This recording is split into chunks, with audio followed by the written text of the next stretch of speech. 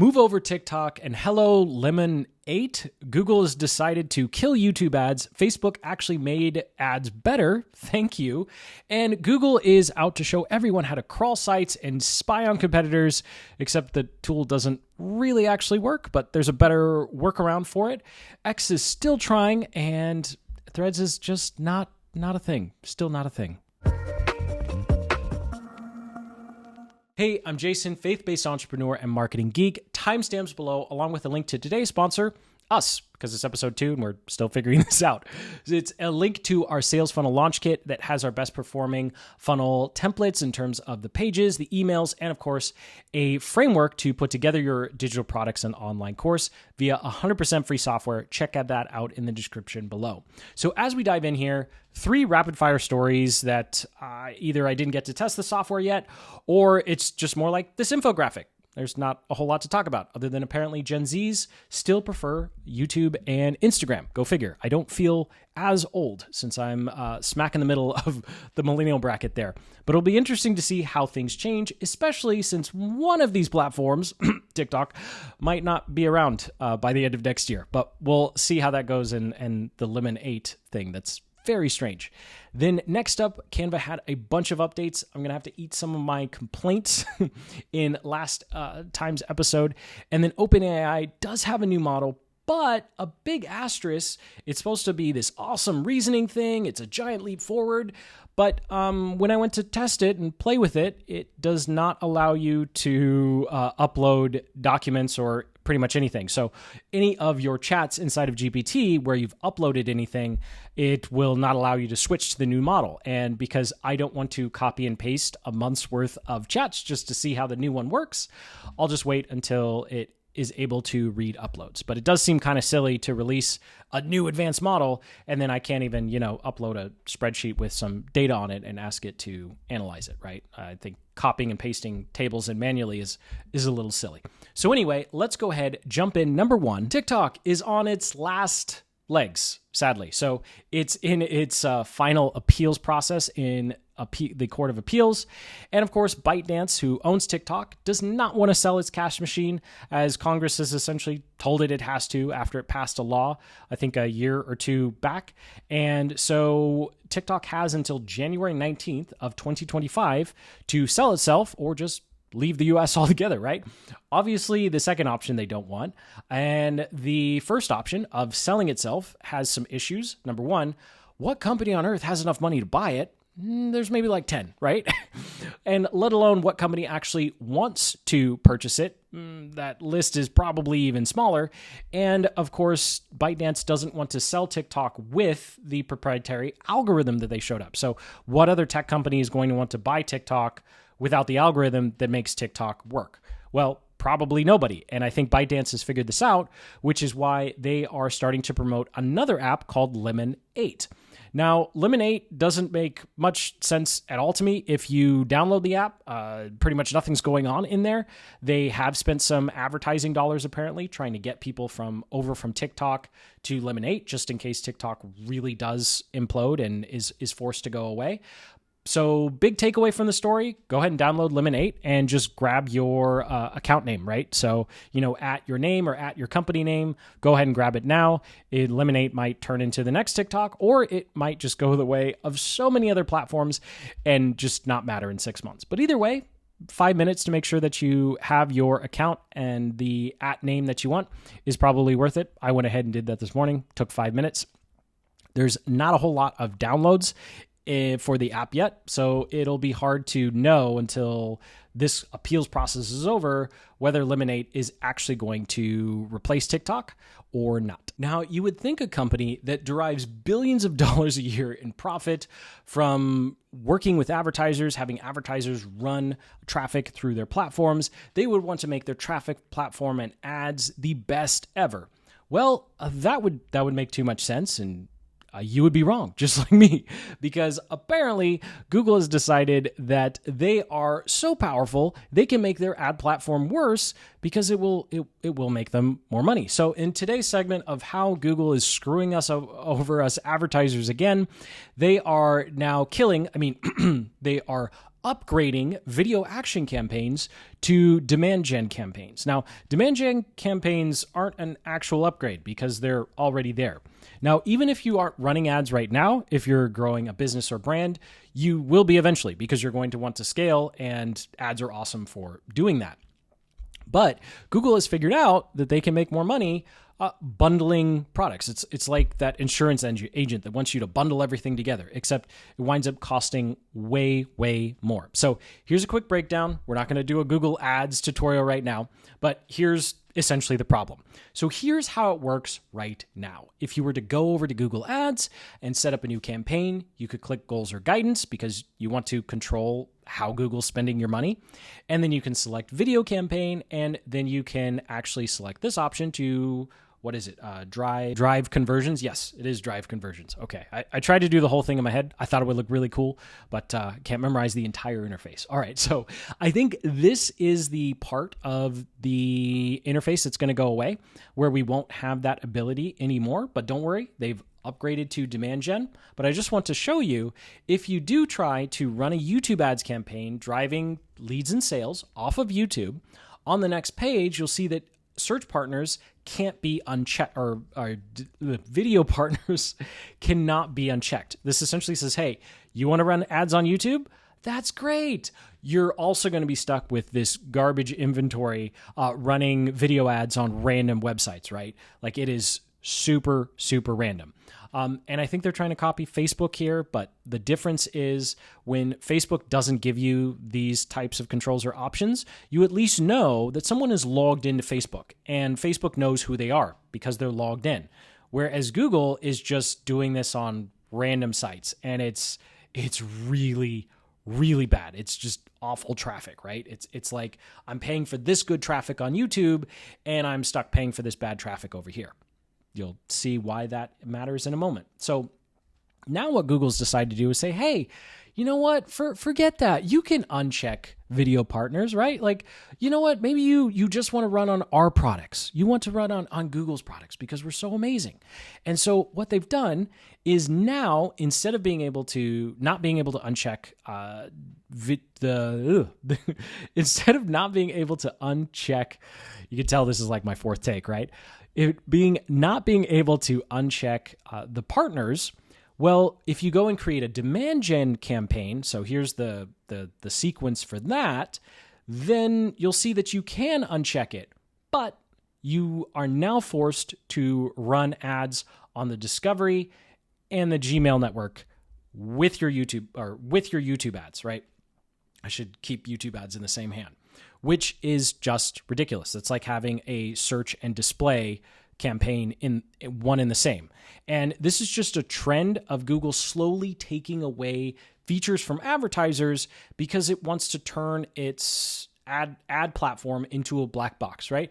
It wants to do away with nerds like me who way back in 2017, I'm going to date myself a little bit here, but in 2017, you could choose the exact channel. You could actually split test your YouTube thumbnails, and you could drive leads and sales directly from an in-stream ad. Like, you controlled every single part from the network down to the specific YouTube channel, and you could even choose specific videos.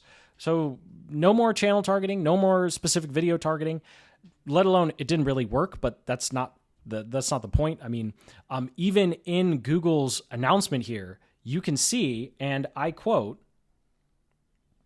on average, advertisers who only run video ads with demand gen saw similar conversions to their video action campaigns at a similar cost per action.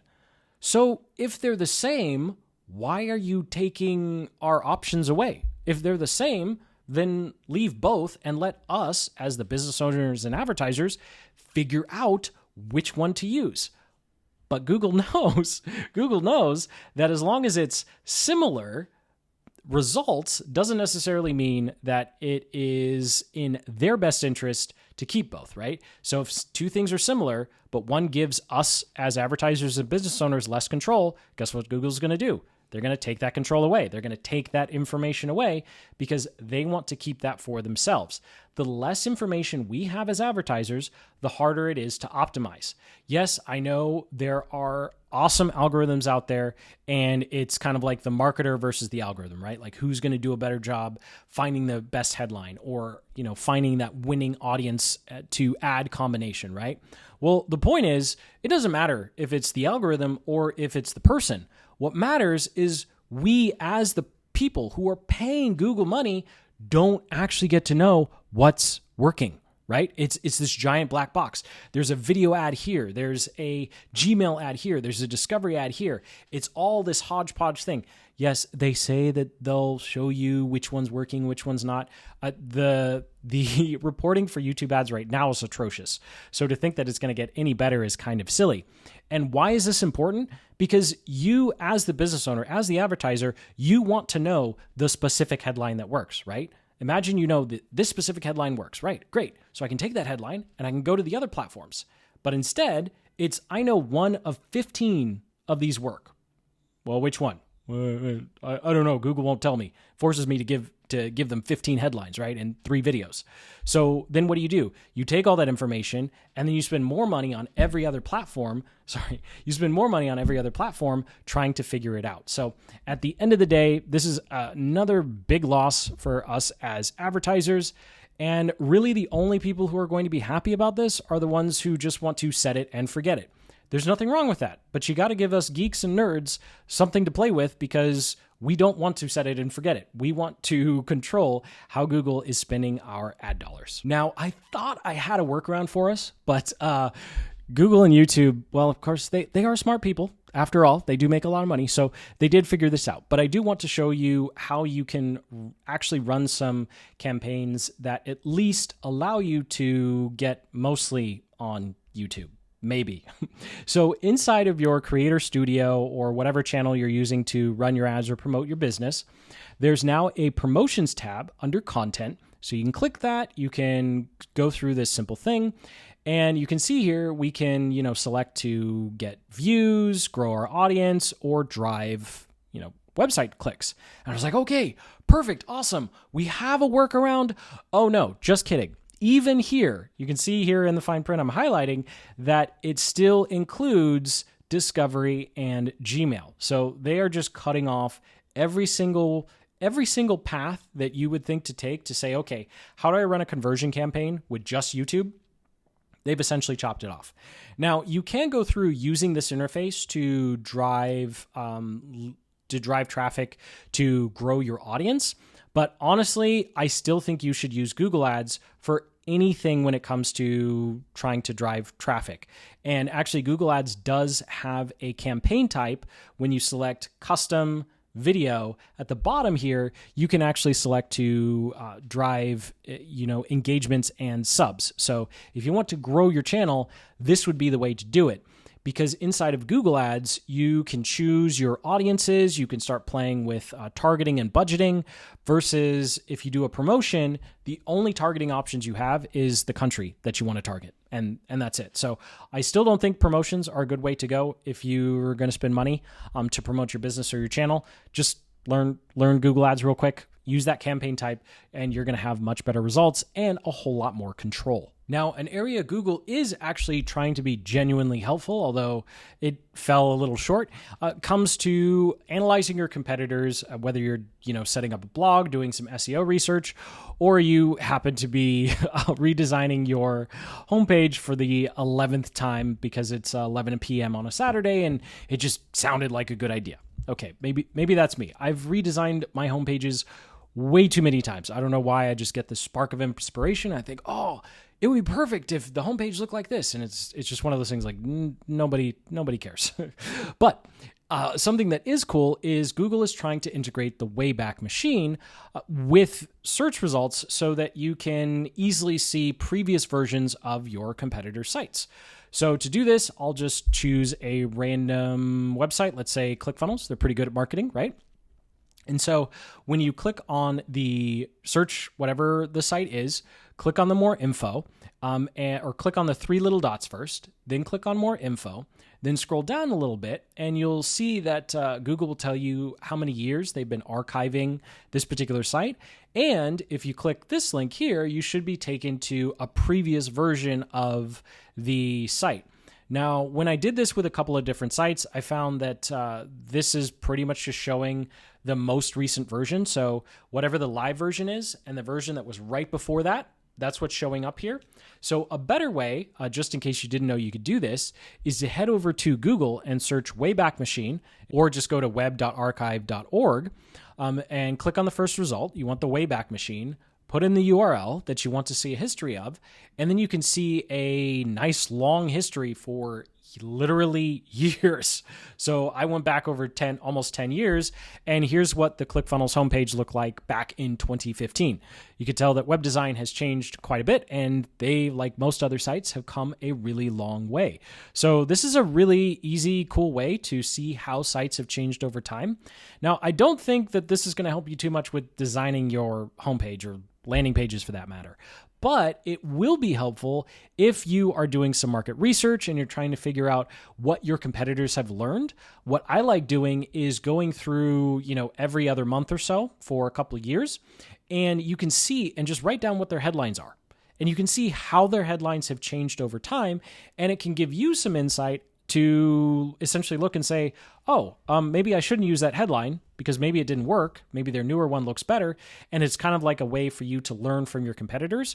Or you could, take screenshots of all of these and upload them to GPT and say, hey, this is my competitor. They've had these headlines over this course. Give me some insights on what you think they've learned about their audience based upon how these headlines have changed. And bada bing, bada boom, you've got like 5 or 6 years of headline split tests and GPT to analyze them for you. It's pretty cool. And just for kicks, here's what apparently my website looked like on November 6th in 2015. Wow, I'd like to say I've come a long way. I think I was in the middle of transferring from being a registered investment advisor to marketer, so the page makes absolutely no sense.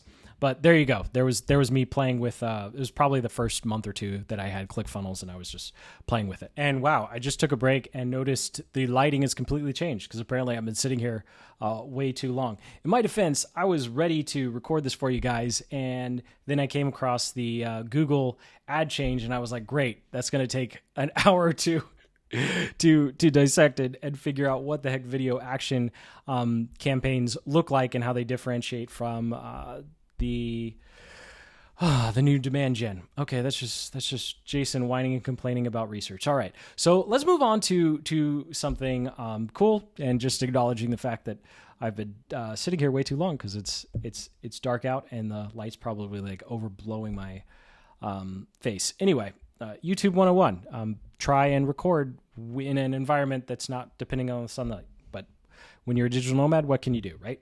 So here we go. Facebook has some pretty cool features when it comes to some ad updates that they have. And unlike Google, these are actually making things better for us. So I'll rapid fire through the first one and then go through an example of what I would do for number 2 here. So first up, you now have the ability to auto apply discounts. I think this is great for e-commerce. I don't run e-commerce stuff anymore.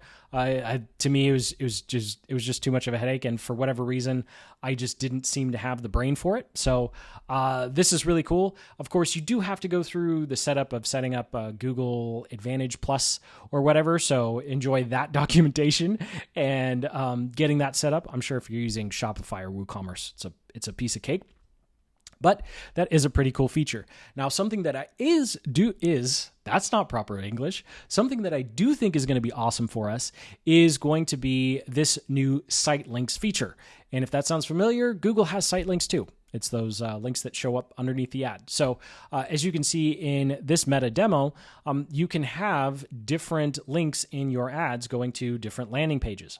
Now, this is showing going to category pages, of course, on e-com, because e-com is really big there. But for us as, let's say, digital product creators or even a coach or consultant, what you can do is use this as an opportunity to segment your audience. So I probably wouldn't do it like this, but let's say I just pick a generic like, ooh, cool, digital nomad post, right? Lifestyle type content. And then underneath it, I would have, let's say, get my playbook for, or get the, profit path to, I'm literally just making these up, but I would have, affiliate, course, and then, coach or consultant or something like that. And then that way, whoever's looking at it could essentially click on whichever one they are. They'd see a different landing page. And of course, that landing page would have language specifically for a course creator or for an affiliate marketer. And then of course they get the lead magnet. Now, spoiler, the plan for all three of those is pretty much the same. You have to make content on one platform, then create a lead gen funnel. And then for course creators, you just send them to your landing page. Affiliates, you send them to someone else's sales page. And coaches or consultants, you send them to a booking page to get on the phone with you. But the front end is the same. So even if you don't want to make, 5 or 6 different lead magnets, it is worth your time making 5 or 6 different landing pages, because lead magnets do take a while to make, that segment out your audience a little more. And so this is definitely something that I would recommend playing with. And I know I will after I get our organic Instagram game going. I'm getting a lot of help from my wife on that one because I'm just not used to posting outside of YouTube videos, but live and learn, right? So the final thing here is if you happen to have multiple physical locations, then that is something else that you're able to now add to your ads as well. And I think this is just another step in showing how much of our consumer behavior has shifted from I got to go to Google Maps or I got to go to Google to look for something to I go to Instagram or TikTok to look for something. Just on a personal note, traveling here around Vietnam, a lot of our travel itinerary is done by my wife because I am apparently bad at finding things. And so we'll go to cool places. I'll be like, oh, where'd you find this? She'd be like, Instagram, TikTok. And then I feel like a 50-year-old because I'm like, I have no idea how I would use those platforms to find this. I'm still using Google Maps. And she just kind of smiles at me and then tells me where we're going next, right? So anyway, those are some awesome updates for Facebook ads. Now that does it for advertising for the day. Again, timestamps below to skip around. I'm always not really sure how to order these things of which are, most important or least important to you. So please comment below to just help me make this format better for you. But at the end of the day, I at least will always have table of contents so you can skip around.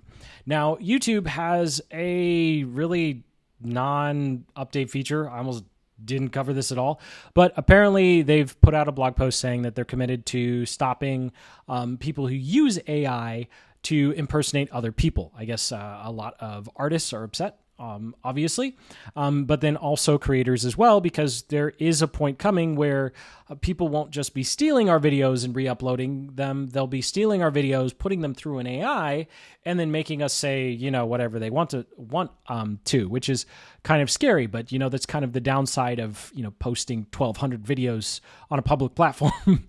Everyone can download them and then copy your likeness, right?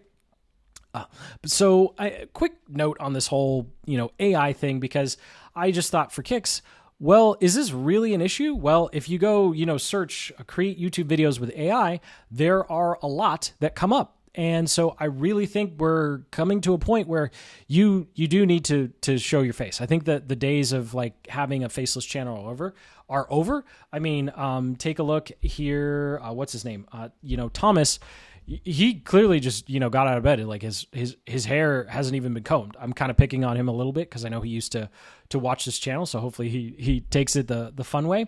But just to show, like, even if your face is only shown for a couple seconds or minutes in your video and the rest of the time it's screen capture, I think it's going to go a long way in helping you stand out. In fact, one of the channels that I really enjoyed, or still enjoy, I say enjoy like I don't watch it, it's called Logically Answered.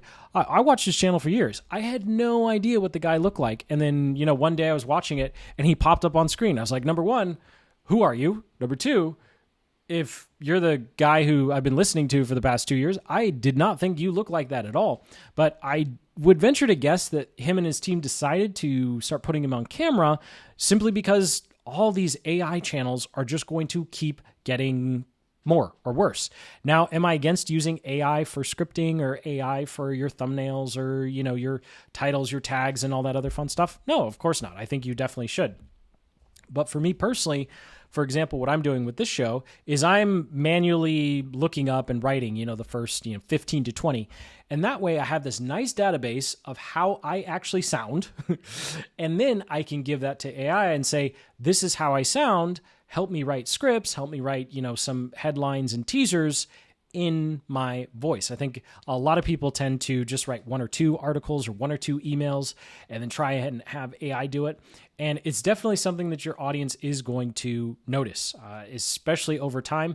I think we're going to get much more hyper aware just because you've probably read social media posts. It's just like when you use Canva and you start to notice all of the people using the same Canva templates. It's not because the template's bad. It's just that everyone's using the same template. And the same thing will eventually happen with, of course, AI and content writing as well, which is why it's so important that you have your own library or database that you feed into these systems so that it actually comes out sounding genuine. And I also don't know why I didn't include this in the Google Ads rant, but here's a quick tidbit from Google absolutely confirming that ads will not hurt your channel. Do promotions hurt the organic reach of my channel or my other videos' performance? No, promotions don't impact the organic performance of your channel or of the promoted content. And again, YouTube has had some updates to the Shorts thumbnails, although until they allow us to upload a custom thumbnail, I just won't really care all that much. Now, if you're still watching, thank you so much. Please hit that like button, comment below with your feedback, positive and negative, please, because I do want to make sure that we are building an awesome show for you. So rapid fire through these last ones because I'm starting to lose my voice. You can tell it's dark outside because I talked way too long. And I don't think there's a whole lot we can take away from these in terms of actually driving our businesses forward. So number one, Instagram is not as concerned with AI content as they were just a month ago. We know this because they're reducing the size of the label that lets people know something used AI or was generated by AI. So just remember, when you're using AI, tell the platform that you're posting to that you are, because I think we are fast approaching a day where photos start getting tagged, whether they're real or not. And by what I mean by that is there'll be a tag from whatever AI generator you're using. They'll put it in the file so that other social platforms can read it. And sadly, I think iPhone and Android will most likely start doing that as well. I'm sure there's going to be ways to get around it. It's just something to future-proof whatever content that you're posting. Now, a follow-up to last show's story that Instagram is now allowing you to add comments to your stories. I've experimented with this a little bit, and I essentially just use the first comment as a caption. You have 3, 4, 5 words max, depending on how long the words are, but I am just using it to give a little extra context to the post. So that's it for Instagram. Okay, so Instagram was pretty uneventful this week. That's why we spent such little time on it. But now we have X. So I'll talk a little bit about the Brazil thing, but I promise I will tie it back to something that really does matter to us as people who sell online. And then they've got their TV app. So long story short, X is still banned in Brazil. Starlink has had their bank accounts unfrozen. X did pay $3.3 million in fines or whatever for not having legal counsel. We'll ignore the whole part of the threats against the legal counsel, which is why they didn't have legal counsel in the first place apparently. So a whole mess there. But needless to say, having your money in an account and then having it frozen is really scary. I've had this happen with PayPal. I've had this happen with Stripe. I've had this happen with my own bank, which I won't name for obvious reasons. So whatever the case, something that I will note is if you're doing any sort of affiliate promotions or you're using PayPal or you're using Stripe, make sure that you are pulling your money out of that account as often as you can, because the last thing you want is to forget about it. Maybe it's a couple $1,000s, and then there's some sort of dispute with PayPal, right? And then PayPal freezes your entire account. You can find a plethora of stories of this happening, which is why in our new payment process in our new funnels, we're not using PayPal at all. But what most people don't know is this can also happen with Stripe. In fact, this happened to me about a year and a half ago. I had a client who did a chargeback, and it was a big client, and it was more money, literally more money than I had in my bank account, right? And so Stripe essentially said, hey, give us the money back. And I was like, okay, great. I'll give you the money back. But that is a huge thing. It's going to take a while to get them to move the money over to the account to give it to you. So can you please wait? And Stripe was like, no. And every other day, Stripe would try and debit my account for the money that I was owed. Now, obviously, I started incurring fees because there's no money in the account. But the moral of the story here, other than, oh, poor Jason, he didn't have money to pay back the blah, blah, blah. Thank God, eventually I did. But the whole point is, number one, if you're working with an affiliate, you're working, with a payment processor, pull your money out as quickly as possible. You never know what's going to happen. And number two, when you do connect a bank account to those third-party services, remember that those third-party services have the right to pull money out. So I always have an account that's completely separate for payment processing. So it comes from Stripe into that account. Then I take it out of the account and I put it in the other accounts that I actually pay everything with, right? And so that way it's kind of insulated from, my main checking or savings or whatever else that we're doing. And actually for a while we had a completely separate bank because of some ridiculousness that goes on, especially if you use TransferWise or Wise now and you send money to other countries. That can be a whole nother mess, which I won't get into. But long story short, just make sure that you're protecting your cash flow and you're pulling your money out as quickly as possible. Sometimes it's a pain, but it's definitely worth it. Otherwise, you might be like X one day and stuck to pay $3.3 million to have one of your other company's accounts unfrozen. So go figure. What a crazy problem to have. I got to pay $3 million to get my 10 or 15, million dollars back. Anyway, in better news, apparently X has grown 22%. They're a private company, so there's no way to verify this. They just posted, hey, we grew 22%. So awesome on them, I guess. But what is cool is the X TV app has finally launched. And something that I came across while I was doing research was this graph showing that news and politics is actually like number 4 or 5 on the list of things that are discussed on X. Sports and gaming is still number 1 and 2, which is a fantastic sign because when you look at some of the other platforms that are up and coming, like let's say a Gab or a Rumble, let's face it, the majority of the content on those platforms is political. And until you have people who are having non-political communities on your platform's just going to be seen as a place for political stuff, which, great on them, right? But in terms of being a viable social media platform that can cater to a wide audience, wide enough for us to bother posting content to, and wide enough for us to actually run ads, then you need those other entertainment style subjects and topics and content. And so that was pretty cool. Someone in the thread pointed out that, or in the comments pointed out that Twitter did try this in 2016 and it didn't work too well. So it'll be interesting to see if they can come up with anything new. And I do hope that the quote unquote partners that they have are not just a bunch of journalists and political commentators.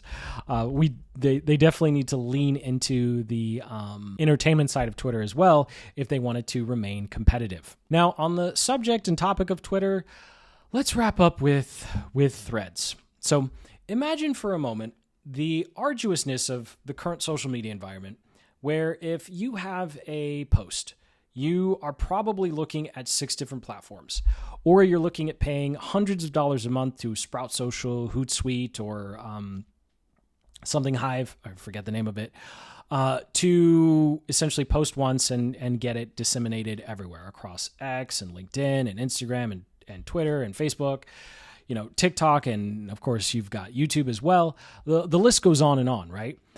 Now imagine for a moment if just 2 of those companies decided you're not cool to post on the platform. Let's say Meta and Google, right? Obviously, I'm being picky here. So Meta means no Facebook, no Instagram, no Threads, and that doesn't really matter, and no WhatsApp. Then you have Google, which would be no YouTube, no Google search, no display, and no monetization via your AdSense for your blog. After that, you'd be stuck with like third and fourth round draft picks, like let's say LinkedIn, X, and TikTok would probably be a second round draft pick, right? And then after that, you're looking at, I don't know, like 15 or 20. I don't watch the draft, so I don't know how many rounds they go.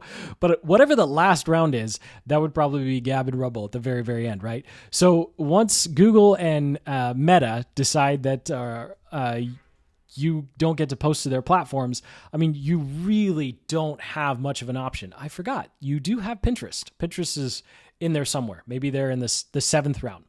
My point is that the more as arduous as it is to post to all these different platforms, the more platforms we have, the better, especially because there's just no possible way to predict what is okay to say now and then suddenly not okay to say later, right? It's mind-boggling how much things have changed in terms of our culture. Of course, I'm talking about the US specifically.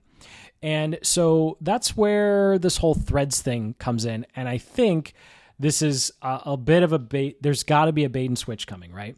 Because right now, Meta has spent over $100 million working on their AI, and it's for free. Like, you can go right now to this site and download it for free. You probably need a super crazy decked out computer to do it. You'd probably just, rent a server on DigitalOcean or something like that and hire someone on Upwork for a couple $100 to install it for you. But you'll have $100 million AI that you can do whatever you want with. And no one really understands why Meta is giving this away, right? And so maybe this is part of, Mark Zuckerberg's rebranding. Maybe it's just part of Meta suddenly turning a new leaf, except it's clearly not. But I bring all this context to the last story we have of the day, and that is Meta is joining something called, or Threads is joining something called the Fediverse. Now, I had no idea what this was. I'd heard of, what's this other one? Mastodon, and I've heard of Blue Sky before, but I never heard of Fediverse. So think of Fediverse as like the Linux of social media platforms. Like, we all know Mac and Windows, and we know like Linux exists, but it's just for like those super power users who want like super control, right? Although we might be stuck using Linux soon. I'll get to that in a different day. But the point is, Fediverse is supposed to be this like kumbaya, open source, all these social media platforms talk to each other. So if you post on Threads, then your post can show up on Mastodon and Blue Sky and whoever else is on the network. There's just one small little problem. Number one, you don't control necessarily which other networks your content goes to on the Fediverse. And good luck trying to delete, number two, good luck trying to delete anything, because if you post something on Threads and it goes out to the Fediverse and then you delete it on Threads, Threads can't force all those other servers to delete your stuff. It's just there. And then, of course, number three is the Fediverse is pretty much made up of a bunch of Twitter clones. Like, there's no actual new element to this other than, it's on a bunch of different servers, and the assumption is decentralization is going to make things better or freer. Except if Meta was really interested in things being better or freer, then they would loosen their grip on what they do and do not allow on their platforms. So I think that this is a kind of a fake move, because they know allowing Threads to be on the Fediverse makes it look like they're open, because they literally changed their name to Meta. They want everyone on their metaverse, right? They want everyone somehow connected to them and their platform. And at the end of the day, I don't think this is a win for anyone who is pro Fediverse, and I don't think this is a win for anyone who wants more free speech or wants more options when it comes to social media platforms. So I think at this point, just so it doesn't turn into Jason complaining about Threads every time, I'm just going to say I will use Threads because there's a little box where you can check where your Instagram goes to it. But after that, I'm definitely not going to put my stuff on a bunch of other servers as well. And I don't think it's worth your time either, because at the end of the day, this is a very unveiled attempt to just take out X for some reason. I understand people don't like the new owner of X, and I understand people don't like some of the content that's allowed on X. But if you go and make another platform and you want everyone to join that platform, then you're going to eventually have to allow the same people who post stuff you don't like on X on your platform as well. And if you don't, then it's the same as the current social media platforms, which is why those people have flocked to X in the first place. So again, I really don't see this as a win. I think I'm starting to ramble because I've been here way too long. So thank you so much for watching. Sincerely hope you got some value out of this video, some insights. Do go ahead and comment below with your questions and of course your feedback on how we can make this better for you. It's been quite rough, as you could tell. I'm still figuring things out. I definitely did not think it would be dark outside by the time I was done filming and talking. But even after, almost 1,000 videos, I don't know if we're at 1,000. I think we're over 1,000. We're over 1,000 videos. I'm always surprised how long these filming and recording sessions take. So again, thank you so much for watching. Sincerely hope you got some value. Comment below with your questions, feedback, criticism, good and bad. And until the next, keep building the business you love.